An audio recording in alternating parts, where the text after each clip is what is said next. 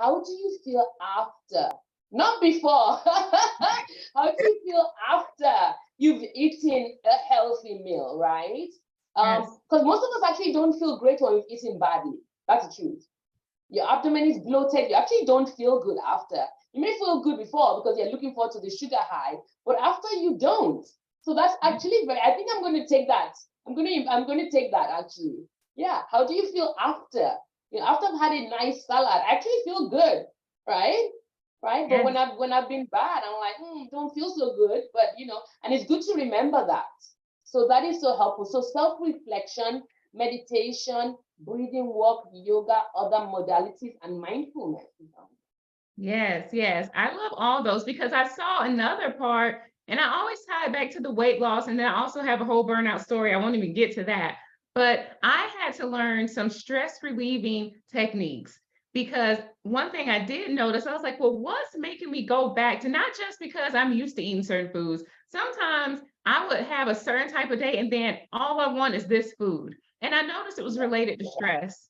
So I said, okay, well, what if I really worked on having stress reducing techniques versus trying to I mean, of course, I'm changing the food, but really trying to deal with the stressful part of it all.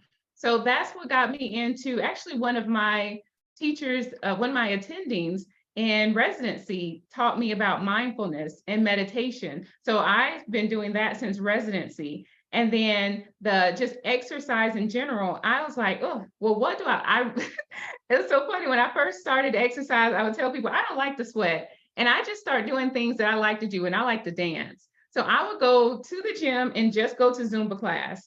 And to this day, I'm still the same way. I'm likely going to Zumba class tonight. I just did what I liked. Again, going back to doing things and seeing how it feels in your body, not just, okay, you need to run on a treadmill, then you need to lift this weight, then you didn't do that. I do this with myself and with my patients. I ask them, what is it that you actually enjoy doing right now? That's not this big burden, this big thing you got to overcome that you could go out and do right now. And for me, on my journey when I had 100 pounds on me, was dance. So I found a Zumba class and I just got in that class and that was it. I would walk past every machine probably for the first couple of years and I would just go to that dance class. And for everyone, it's different. Some people just want to walk. Great. That's great. Walk then. And as you just move your body in a way that feels good for you, it opens up space for other things. Now I have a trainer and I lift weights. Now I went and did a whole yoga teacher training. I would have never thought about doing yoga before that, but I had to start somewhere I like.